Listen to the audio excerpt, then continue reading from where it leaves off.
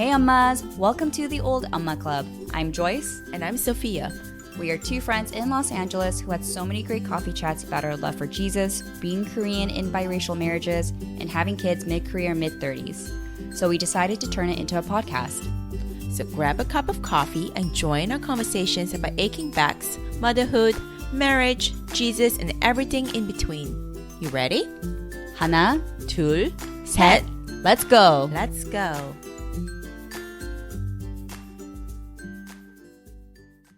Hello, Ummas! Welcome to episode 6 of the Umma Club. Today, we're going to talk about our favorite subject. Our husbands. Yes. Just kidding. Marriage. We don't need to talk about our husbands. Just kidding. Well, so this season currently has been kind of going through the pillars of what we feel like defines the Old Umma Club. And so today, we've talked about our husbands, we've hinted and talked about our marriages, but we thought it would be really important to kind of talk about our marriage and culture put in together. Mm-hmm. So the points to be hitting on is really just what we envisioned before actually getting married, what happened with the actual getting married part, right? Like what is expectations versus reality? And then did the culture component be an influence? Yeah, and then you throw in your children into it, and then it becomes a lot more complicated. Radioactive. Sometimes. All right, so let's get into it. Sophia, tell me, did you ever envision yourself marrying a white man? No, because I did not envision myself getting married at all. Yeah. I think from a very young age, I told my parents, I'm not going to get married. I'm just going to be single and I'm going to be an independent, strong woman. I don't need no man. That was kind of my attitude. I don't know where I got that from, but yeah, I just did not want to get married. And then eventually, as I got older and all my friends started getting married, and then I realized, all of my friends are going to have families and they're not going to have time for me. So I came up with a solution. And that was that I'm just going to die at 40. Oh, that is not the solution. Very, very immature thinking. But it was just like, whatever. My parents just always thought I was just bluffing. Oh, but then as I got older, my parents were like, yeah, I think you're probably not going to get married. And then you're like, oh, don't tell me what to do, parents. Yeah. But then now I'm going to get married. I don't know. Eventually, I realized I'm actually not created. I don't have the gift of singleness or whatever you call it. I don't even know if that term is correct because some people do really long for marriage, but I think not some able people to find it. Do have the gift of like yes, they just are. But some people don't, right? And they are still and they're single, but they are not desiring. I know a lot of women actually who are like, yeah, I'm good. I don't need a husband. I'm fine. Yeah, I know men would like that too. Yeah. And I'm like, that's cool. Like, and it's such a level of security that I was like, I never understood that. But I think that's the difference. Mm-hmm. It's like a person who desires correct partnership and a person who's like, I'm good with my community. Like I'm sufficient in my family and everything else. So, and I thought I was that person. Yeah. I think I had a pretty wild image of myself or who I thought I wanted to be or am. And then I realized I actually am not. So I realized that I don't have to give the singleness, nor do I desire actually to be single. And there was a period when I did feel very lonely. Yeah. Especially living alone in a studio apartment in Los Angeles. Yeah. There's a certain level of hollowness that the apartment has. Right. Yeah. So I don't think I had clear, defined expectations of marriage. Yeah. Really. But I did have an image of myself as a very strong, independent woman. Right. You knew you did not want to be a stay-at-home mom. Oh, that for sure. That wasn't even... I am not going to be the stay-at-home wife prototype. Like, that's just not me. I mean, I had to break a lot of concepts of myself. Yeah. The first concept I had to break was that I don't want to get married. Yeah. That had to be broken. Yeah. Because I realized that's not true. And then I thought, in my midst of loneliness, I guess I do want to get married. But then we're going to have separate rooms because I need my own space. Mm-hmm. That also got broken. And then it was, I don't want children. And of course, I think as I said, I had all these false images of myself that was based on, I don't know. I don't even know what was, I think pure stubbornness. Or just That's like, on brand. it was an image that I created as a child. Yeah. And then as I got older and matured, that image from a child needed to mature as well. Right. And that was what happened. So what about you, Joyce?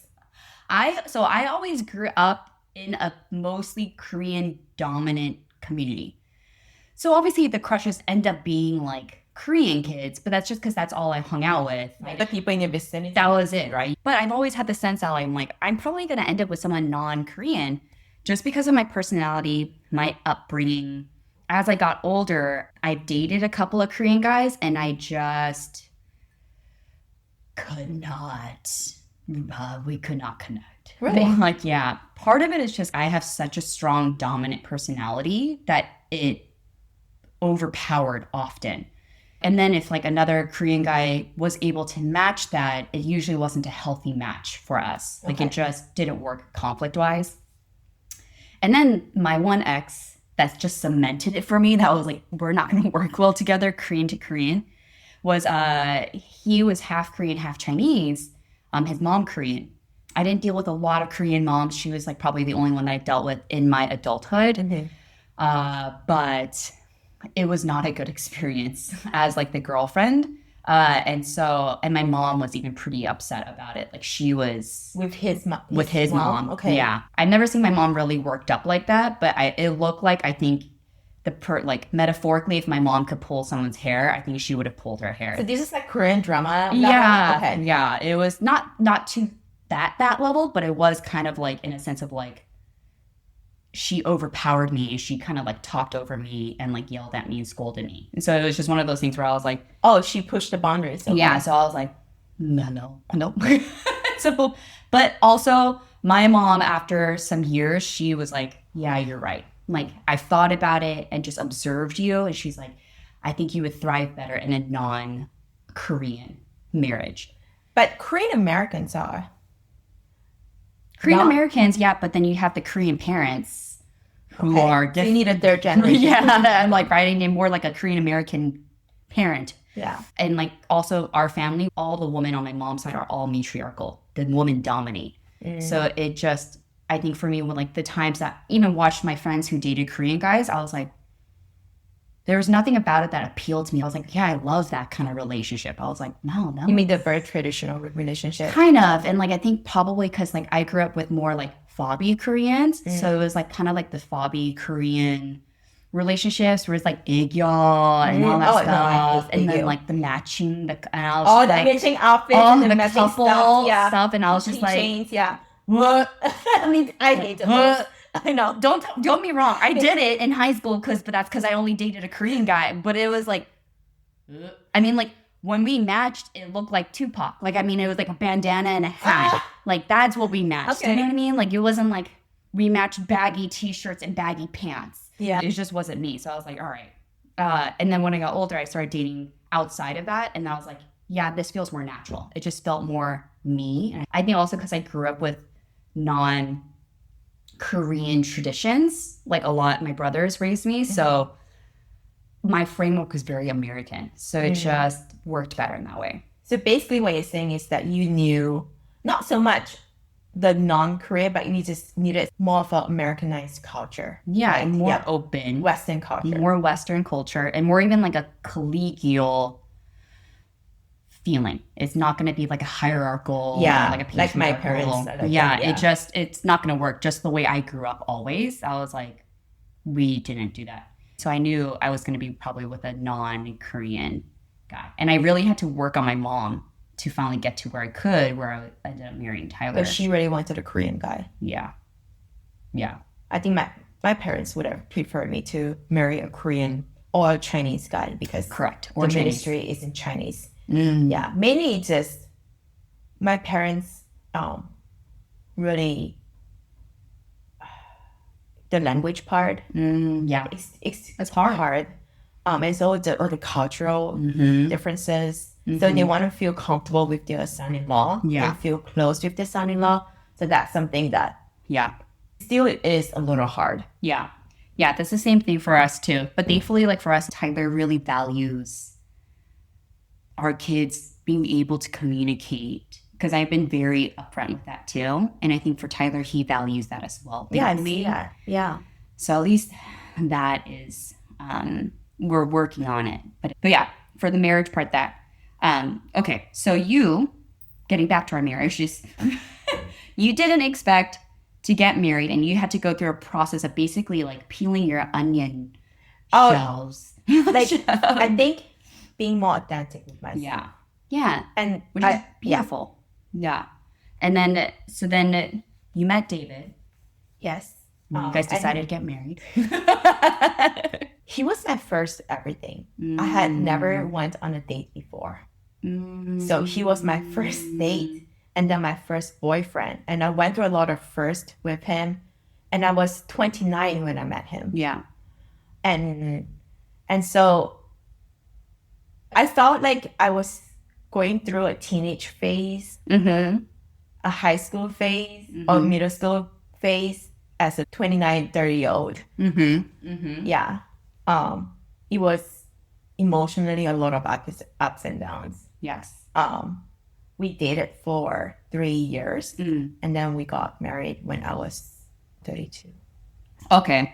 And then because of that, then you probably didn't have a lot of framework. I mean, I'm sure you knew what you did not want, but did you have like a really strong framework of what you did want going into the marriage? And then was there a conflict of that when you actually entered into marriage? So our whole dating experience was not what I expected. Yeah. Because I think I probably had watched too much Korean dramas by that point, and I really not blame Korean drama for a lot of expectations I had in dating. You had K-drama indoctrination. Yes, because you think that, I don't know, I think I expected the honeymoon phase to go a lot longer than it was, but our dating experience was actually pretty hard because at that point David was still getting over his ex, which he didn't realize. He thought he got it. Yeah. Anyway, there's no need to go into the holes there. That's hard. But it was hard emotionally on me because I did not know whether I should break up with him, and I think I wrestled whether I should break up with him every day, almost every day. And again, it really hurt my pride and the image of myself of a strong, independent woman who doesn't need a man. Because it was so hard for me to just say goodbye. Yeah. You don't, but also you don't know what were realistic expectations and what were unrealistic expectations. Yes. Yeah. It was a long period of great uncertainty and angst and self-doubt. Yeah. But we pulled through and we got married. And then the wedding was set for April 2020. I know. So, pandemic hit. And so we got married actually in a backyard on Zoom. And then our pastor came, everyone was 6 feet apart. Yeah. And it was really intimate and nice. Yeah. But I was quite devastated that my parents couldn't be there. My family couldn't be there. It was all through Zoom. And then our marriage started in isolation. Yeah. Because it was the early pandemic where nobody knew what was going on. People were still trying to figure out whether the social distances work or mask work. Like there was no vaccines yet. So it was a lot of just isolation. Yeah. So our marriage started off just kind of a weird note. Yeah, the world was barely coming back or open at that point. So just figuring out. I can't say at that point we were really thinking about thriving in our marriage. Yeah. I think everybody was in survival mode. And also David was kind of sinking into a low depression because of the isolation. Yeah. So there was a lot of silence. There were a lot of long walks, which was nice, the two of us. But also there weren't as much talk about because we weren't out doing things. Yeah. And then a year into our marriage, my parents and David's parents met for the first time. And then a month later, his mother was hit by a truck and died. So a year into marriage, we dealt with a huge tragedy. And so, yeah, we didn't have the wedding that we planned. Yeah. We didn't have a honeymoon. And then we were dealt with tragedy. Yeah. Like really unexpected. Like basically one of the worst things that could happen to your life, right? Yeah. Your mother dying prematurely, very tragically and suddenly. Yeah. It was honestly though a very realistic version of marriage where life happened. Yeah. But do you feel like there were, like, I guess, and do you feel that there were other silver linings in regards to starting a marriage in that kind of level of isolation? Or were there anything where as you're going through this process, you're like, this is not what I envisioned? And then was there anything grieving that you felt like you had to kind of do? I think from even just from dating and then going into a marriage and then dealing with a tragedy together, it stripped away all the non-essential things about marriage, like not having a wedding.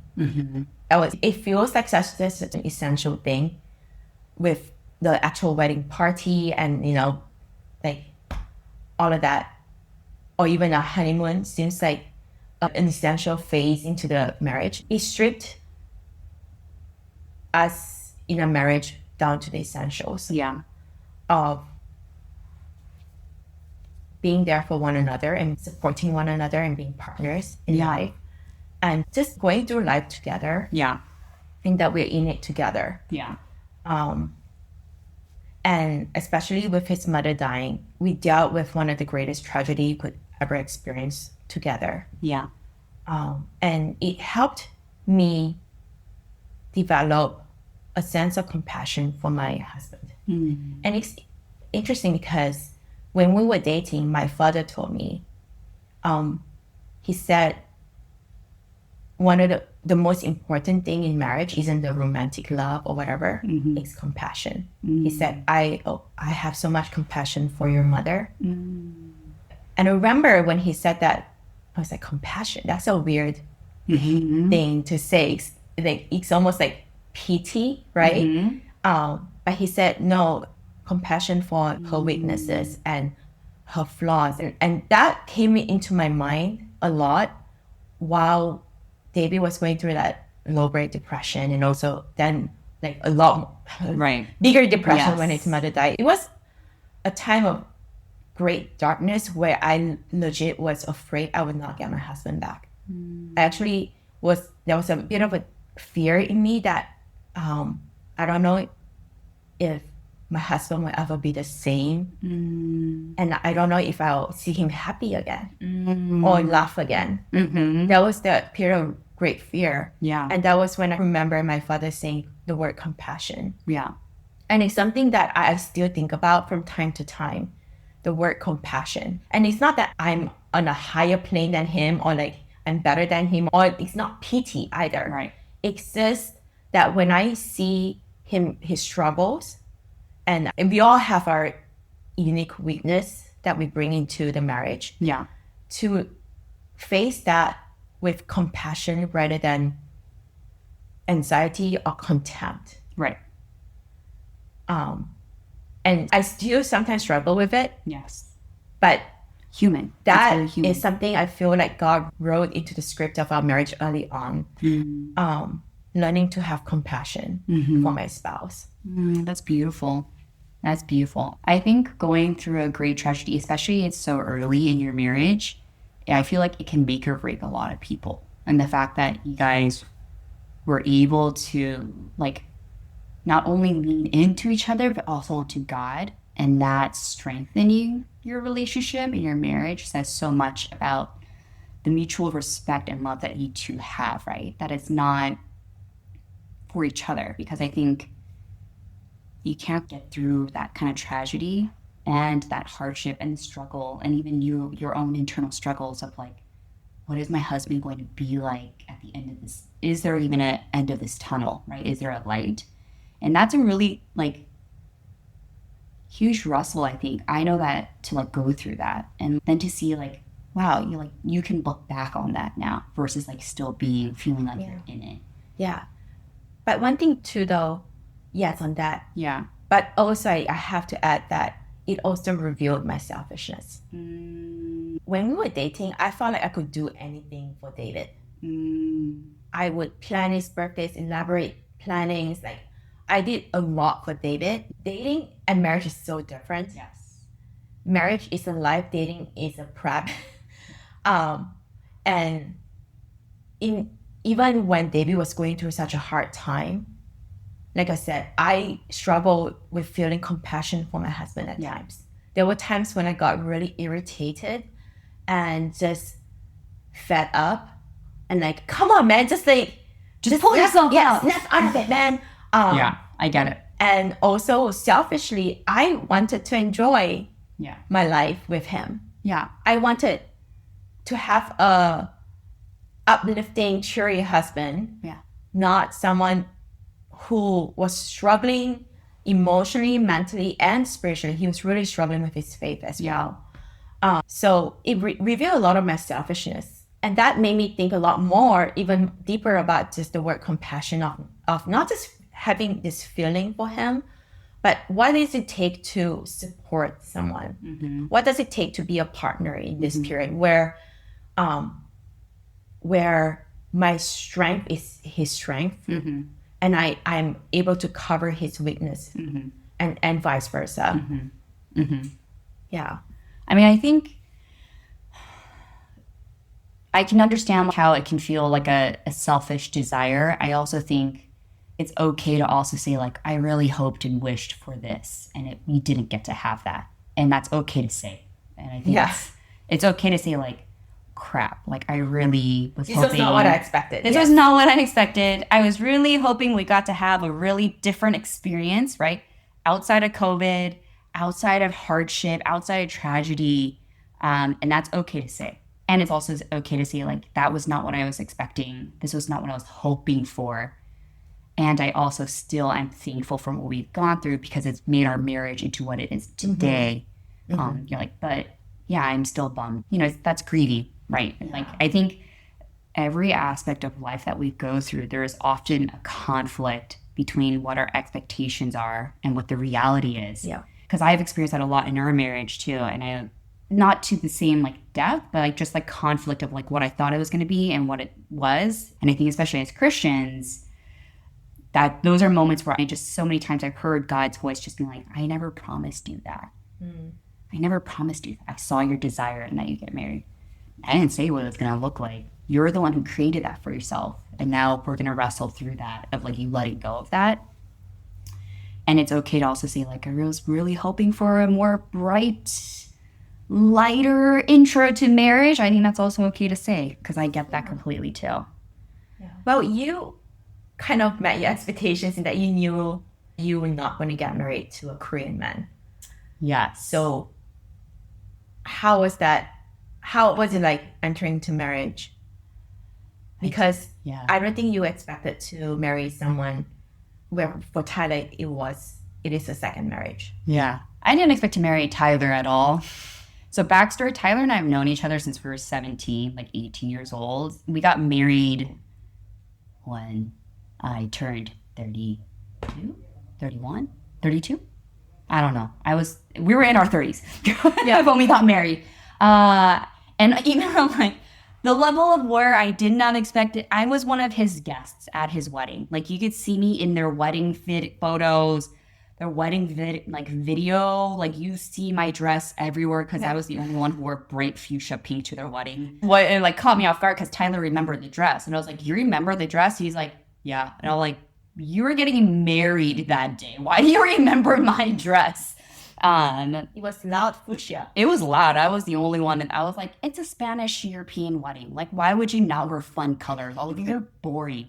I was like muted neutral. Like, anyways, his ex was like trying to set me up with one of her like coworkers at the wedding. And I had no idea.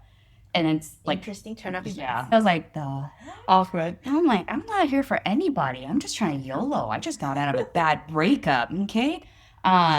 So yeah, I did not expect to marry Tyler. I thought I was going to start with someone new. And that was something my mom had a hard time with. Our timeline was extremely fast, which was uncomfortable for a lot of our family members. But my mom even verbally said, she's like, I'd prefer that it was someone not married. And I get where she's coming from. That's every parent's. Yeah. Yeah. And so that was a little bit of a struggle for us. But yeah, I got a non-Korean guy. I just wasn't expecting to be a second marriage. Everything that we went through with our relationship moved fast because we had 20 years, right? Practically you guys 20 really years built a of strong friendship. Yes. So we kind of knew each other. Our families knew each other. Like I knew of his family very well, like because we were best friends all through college and post. So it was just like one of those things where my name was a regular household name, even when he was dating his ex. Like my name was always in there. So it was just kind of one of those things. But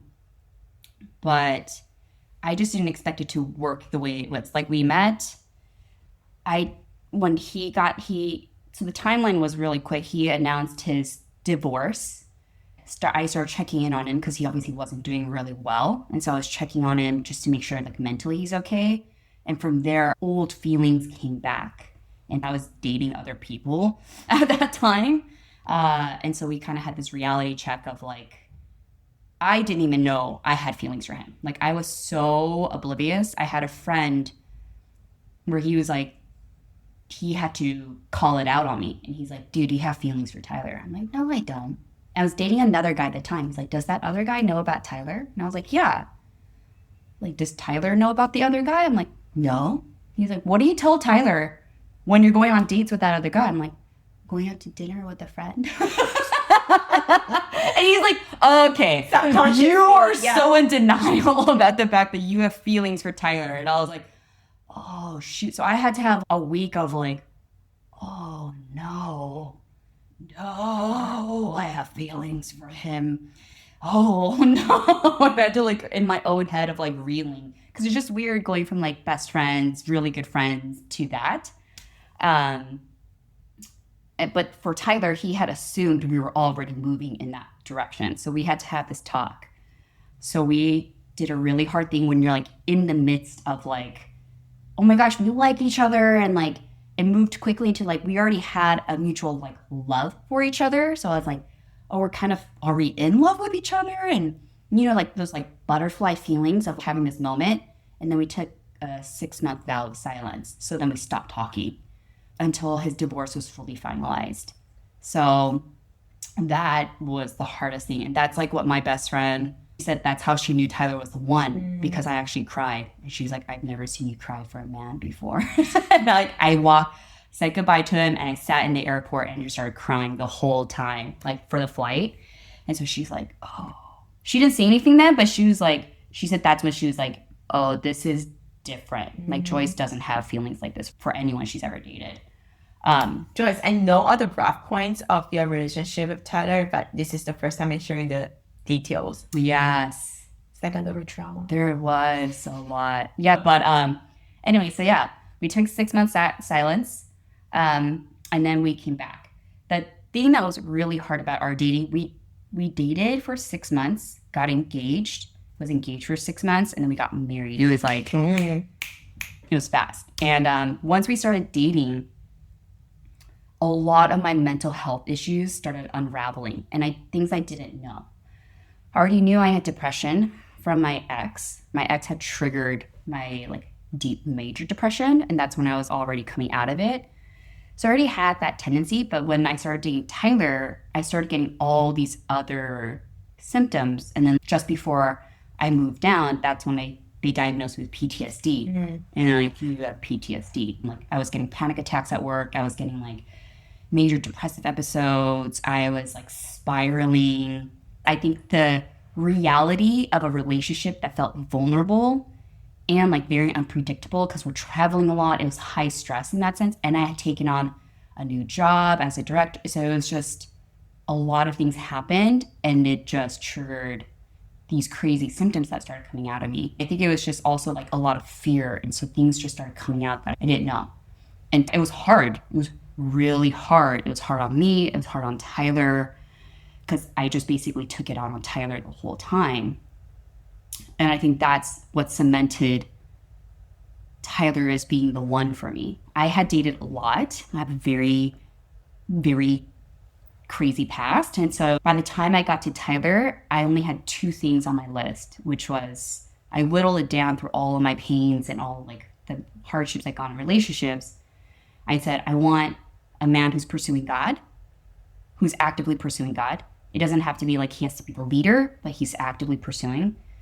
And two, that he never stops fighting for us. I need someone who's never going to stop fighting for me. And Tyler proved for both. And so that's where I was like, okay, like You passed, Tyler. Good job. good job, Tyler. And he still has proven to it that up to now. So yeah. And the only thing I like with Tyler and I was like, we both entered our dream jobs right when we started dating. So I was up in the Bay Area, Tyler was down in LA, and we're both at a standstill of like, who's going to move? And neither of us were going to move. And neither of us were going to tell each other to move. So we just kind of lived in this weird limbo. And then one day I was at church. God told me to move. He told me to move. And I was pissed. I remember telling you about this. Yeah. Yeah. And that probably also spiraled me into a lot of resentment. And I was like, oh, God did you a favor. Because I can only be resentful towards God, not you. Yeah, I know. Bring it to God. And I was like, because I can't blame anyone but God for forcing me to do this. But so yeah, it was. So we moved, and me moving is what triggered Tyler to propose, because he understood what that meant. Yeah. He also knew the sacrifice I was putting up to move and to be obedient. Our engagement was like chaotic because I was moving down to LA. I was transitioning jobs and starting a new company job, like our new position. We were buying a house. And part of it was just because Tyler had gone through a lot of the comforts of being previously married. And he and his ex were together for a total of 10 years. Like they had bought a home together. They had all these things. So he like really desired that comfort again. So he kind of moved at a pace to try to get back what he had lost. Reproducing. Yes, and I felt rushed because I had never had a real crazy desire to buy a house. Like I never grew up in a house. I moved a lot. For me, the concept of home didn't ever have to be at a house. Same here. It was just more of like, you know, your family, your unit. So we had a lot of arguments of like that he did not like living in an apartment. He wanted to buy a house. So I was feeling really rushed. But looking back, I'm so thankful. We got married in August of 2019. So just before the pandemic hit. And so I look back and I see how God's hand worked in blessing us. And I'm thankful because when God had told me, you need to move, and I like felt a very clear voice being like, you need to move. And I was like, what? I got through a tantrum. I also heard God say, you need to move in 6 months. And I was disobedient. I moved in 10. But and there were consequences to that too. But I moved in 10. But I look back and God was still able to bless me in that. I'm such a gift because my dad was able to come to our wedding. And I had not seen my dad for like 25 years at that point. So it was the first time my dad had seen our entire family. Wow. Since the divorce when I was finalized when I was 7. So yeah, that was like 23 years since I had seen him. I didn't even know what he looked like. That literally at the airport, he walked past me and I didn't know. Like we walked past each other and we didn't even recognize. Because the last time he had seen me, I was like 11. So it was just kind of this crazy thing because if it didn't move at the pace that we did, I would not have been able to have our wedding, which I think would have been fine, but I would not have had my dad come out. And that was what was the most important thing. And that in itself was also a whole,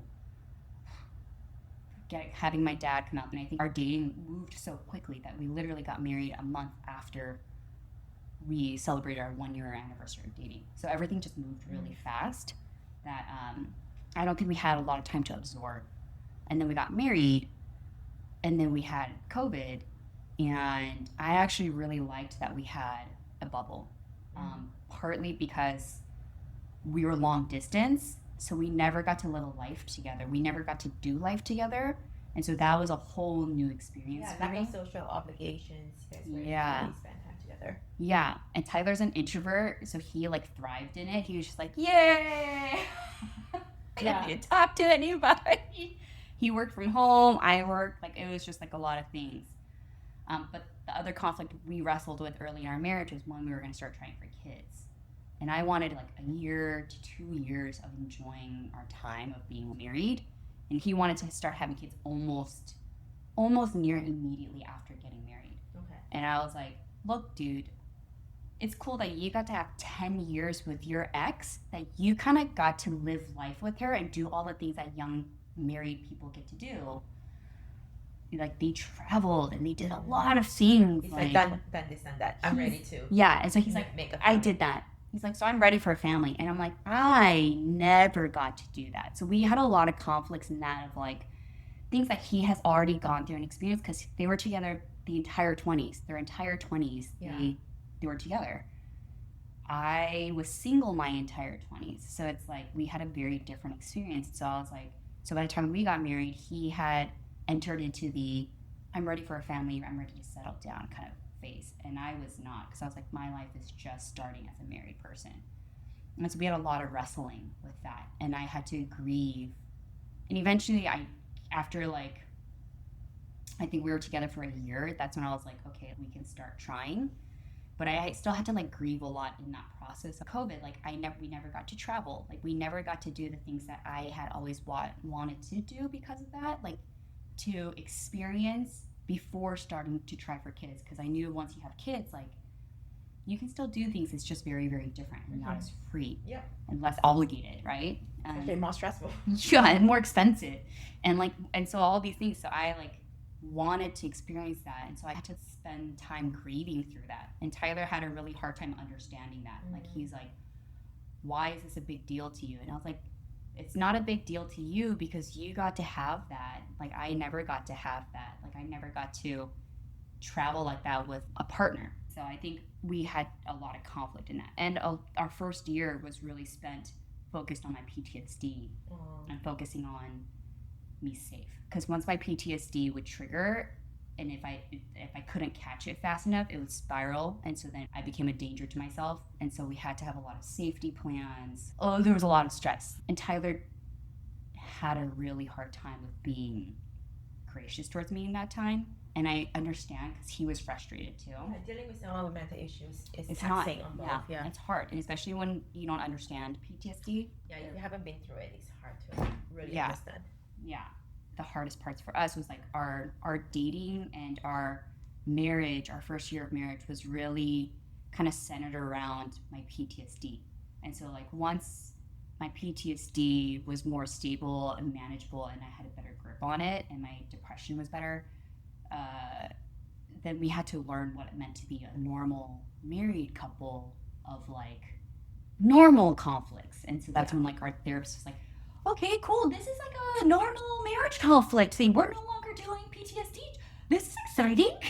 I was like, this is what normal people argue about. And so that was like our first year, like marriage was in a similar sense of likers of like, it was marked with mental health, hardship, and a lot of us shaping that. But I look back to who I am today versus who I was then, and I look at who Tyler is now versus then. For us to be the people that we are today, we had to get married that quickly, and we had to have our kids very quickly in our first year of marriage, like end of our first year of marriage, because I was like, we wouldn't be the people we are today if we did not go through all that we've gone through in our marriage and having children. There are some friends I have that I see them push themselves and grow in ways in their own depth in their singleness that I know I never would achieve or pursue. And it was only because I was like challenged as a wife and challenged as a mother that I was like, okay, you know. But it was hard, like getting married within the first year, going through COVID, and then having PTSD where like there's a hot constant stress of, am I gonna hurt myself? Am I safe? It's not easy. Yeah. Oh, this is real life. It's not happily ever after. Right. I think what I also struggled with was, I think this is very common, but like we just stopped dating the moment we got married. Oh, You know what I yeah, mean? same here. Which is do not do that. If you were listening, romance is something you have to constantly pursue. It's not vital per se, but love is a choice, right? The desire to know each other, to pursue each other, should not stop after marriage. But I think for Tyler, he like was very he's like, we're married now. And then I was like, hold up. You need to still let me what? No, this is not it. We need to go on dates. And like we had a lot of conflict over that. Like he's a man of comfort and I'm not that person. So we had a lot of conflict in that, plus the PTSD stuff. Plus COVID stuff. I think that's a common struggle. For me, what I struggle with right now is I give so much of my energy and time and thoughts to my children that whatever I give to David is the leftovers, the scraps. Yeah. And that's flipped. Right. And that's something that I intellectually know, but in real life, it's really hard to practice. The marriage is the foundation upon our family stands. Right. My parenting stands on that foundation of a Yeah. strong, healthy, loving marriage. Yeah. It can't be that I give the scraps to my marriage. Right. But the reality of the day-to-day life, It's the most draining aspect. yes, it is draining. Yeah, the parenting is the most draining aspect. Yeah, when I look back though, I think the moment we got married, we just kind of let go of the romance part. Yeah. It was very much this life, and You like stepped into partnership a little too hard. not even partnership, Yeah. roommates almost. Because I'm an introvert, so I really kind of spiraled into even more introversion Yeah. during the COVID time. I actually loved it. Yeah. Because I had no social obligations. Yeah. I didn't have to fight through traffic to people's birthday parties or whatever. I just love being by myself at home. Yeah. COVID developed a lot of unhealthy, individualistic habits for me. Yeah. So it was kind of like we were in a cocoon together, but I also had my own cocoon. Yeah. And then when David's mother died, it was a jarring moment where we were brought together. But at the same time, just because we go through a tragedy together does not mean we're really actually together. I think David had mentioned many times that how lonely he felt during that tragedy. And I remember getting quite hurt because I'm here with, I want to help you. Yeah. I want to listen to you. But it was a certain grief you kind of walk alone because I didn't lose my mother. Yeah. And it was the loneliness of losing your mother, the one person who will love you the way nobody else can. Yeah. Right? So he walked through that loneliness by himself. There was a lot of aloneness Yeah. in a marriage. Yeah. And then with children, this is something that I've been feeling more and more convicted by, is that I have forgotten to pay attention to my husband. When you have kids, you're so curious about who your kids are. What's his personality going to be? What is she going to like? What's his hobby going to be? Oh, I wonder about him. There's so many curiosity and just delight in the littlest thing they do. And I realized that I don't keep up that same kind of curiosity for my husband. But the fact is, David is not the David whom I met. Right. David is not the David I married. David is not the David who lost his mother. David of 2025, he's always changing. Yeah. And I'm always changing. So there's a level of curiosity that I need to constantly maintain to figure out, hey, what are you thinking? Yeah. What are you feeling? How's your relationship with God? How are you doing? Yeah. And I realized how much I lost that Yeah. to the detriment of our marriage. Not that we have a bad marriage right now, Right. but I feel like a lot of times we're just maintaining Right. and we're just existing in one space together, kind of like two sheep passing in the night. Yeah.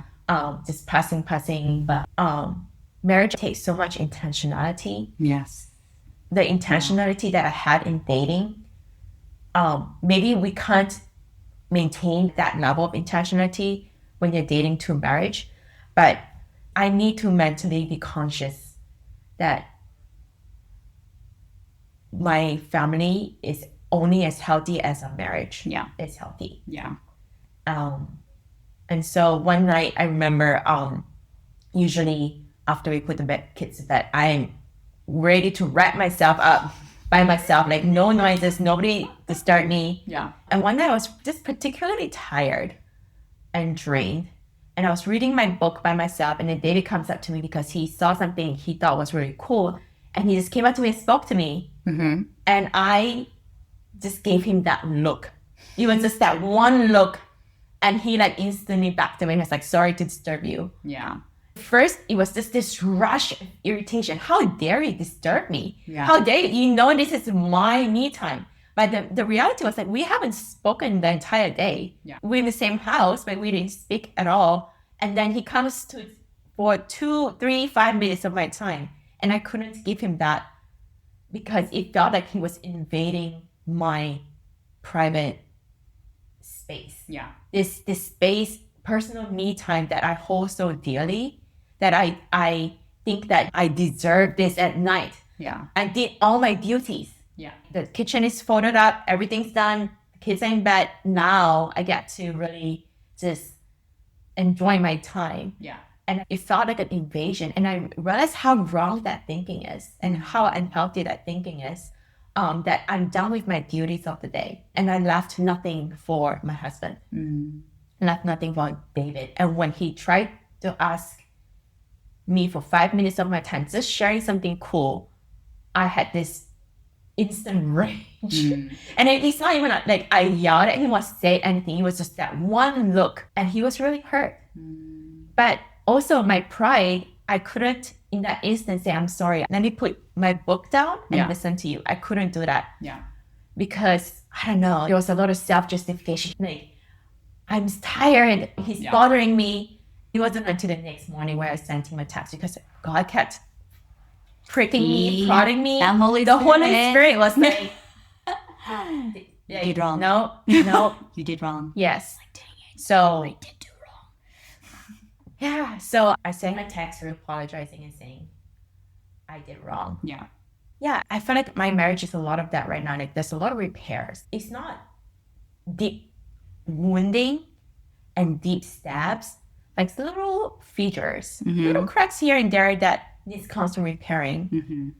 And that's something that God is convicting me about. The inefficiency of constantly just doing the repairs of the cracks. There's something more that needs to be done on a deeper level, like setting that cement grounding, laying a solid foundation of good soil. That's something that I've been praying a lot about for God to give me wisdom where we can build little points of connection.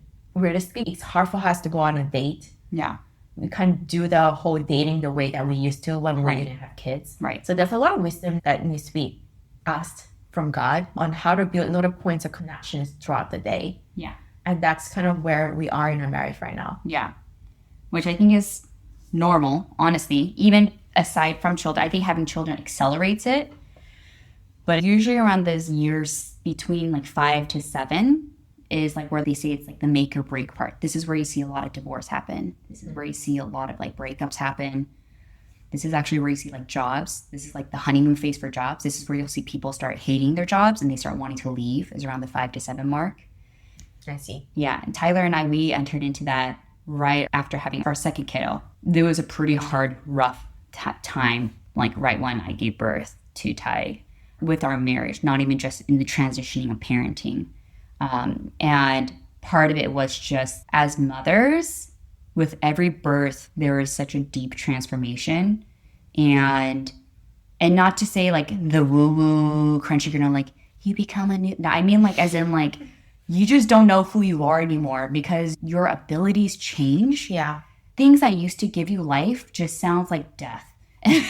We had like a recent date. Like he was even very honest and he's like, I feel bad expecting anything of you from me when I can barely give you what you want. And he's like, I want to give you deep conversations at the end of the day. He's like, but I'm so burnt. I was like, I don't want that.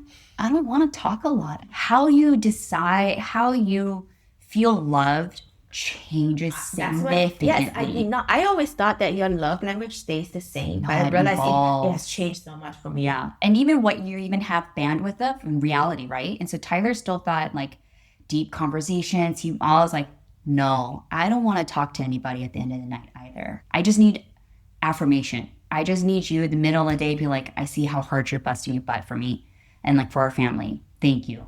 I'm like, that, you do that, and that will carry me through some rough nitzels that are happening that day. And like when you're talking about earlier about like the marriage's foundation, yeah, like when my marriage is having a rough time, when Tyler and I are not good, my ability to mother is so much harder and rocky because there's a portion of your brain that gets consumed about your marriage. And when your marriage is stable and firm, you're not thinking about that as much because it's firm. Yeah. Your foundation is set. It's a level of security and safety and assurance. Yeah, that you can just move, right? Yeah. But when you're in the middle of a fight or you guys are in the middle of a resentment, bitterness battle, like that consumes a portion of your brain that you are not able to mother to the 100%, level. 100%. Because so much of mother, especially on kids, is giving assurance. Yeah. And safety, providing that safe, secure, assuring environment for the kids. Yeah.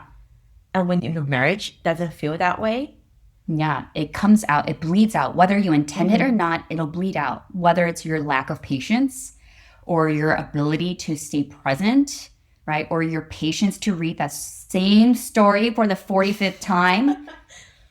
Like all the voices and with the same joy, same zest. Yeah. So Tyler and I hit that really hard part right when I had the second. And then we're kind of evolving through that. And I think for me, it's a flip where Tyler is very much a man of comfort. I said that already, but I mean, his needs don't change too much. Okay. So like in his mind, it doesn't like register in his mind that like maybe Joyce probably needs a little different things now, even though I've said it 4,500 times. But like we've made a list of ways to feel loved. His has not changed in 2 years. Like how has yours not changed? But like for me, it's changed. It evolves almost weekly, monthly. And that's just who I am as a person. I'm constantly changing, like to the detriment of our bank account. I'm like, my clothing style changes. My ability to love the color of our home and our bed sheets changes every like 6 months. I'm like, I think we should get new bed sheets. He's like, are you kidding? I'm like, I don't like the color of our beds. I think we should get new paint. And that's just who I am. And I've given up a lot of that for the sake of my children's clothing because it costs so much money to have children. That's just who I am. It's like I'm constantly kind of like needing an input, a different person. So yeah, that has been, I think, different for Tyler. He's constantly playing the catch-up game. Yeah. Let's give a little grace to poor Tyler. Yeah. I mean, I have been better about telling him, like, this is all I need from you. But I think the struggle is, like, letting that be heard. Because I think also when I think about men versus women, and this may be completely different, but it's just what I've observed through Tyler, is that men have a great desire, especially in a marriage, like in a fathership role, a great desire to provide stability and to feel I guess rested in a sense, like in a sense of like they want to provide. And I see Tyler seeking it all the time of constantly finding ways so that our family can feel stable, our family can feel firm, our family feel rested when we come home. There's this deeper, different sense. And I feel like for me, I look at the higher level of community, different resources. But I think sometimes when we enter into our parenting and marriage, like we get so focused in on what we are seeking for that sometimes that we forget that it can only be achieved when we enter into it together as a couple instead of like being parallel, that we really need to be like together and going through it as battle. Well, I feel like that was a good, strong note for us to end our conversation on. But I think overall, it was a long conversation just to talk about expectations of what we had before and what it's been like right after we got married, and then also our experiences of how it evolved once we had children. But ultimately, the reminder is that marriage is a partnership, and partners have to talk with each other and have to continually know each other. And I think that's such a hard battle for us once you have children. I know a lot of us say it's a luxury, but it's really a necessity for a marriage to thrive. Thank you so much for listening. If you've been liking our episodes, please follow, like, subscribe, or leave us a review on Apple Podcasts or Spotify, wherever you listen to podcasts. We'd love to connect with you and hear your thoughts and feedback. You can find us on Instagram at The Old Umma Club or reach out to us at theoldummaclub@gmail.com. Gotta give a big thank you to Kevin MacLeod for our music. Until next time, Ummas, may the Lord bless you and keep you sane, hydrated, and fulfilled the way only He can.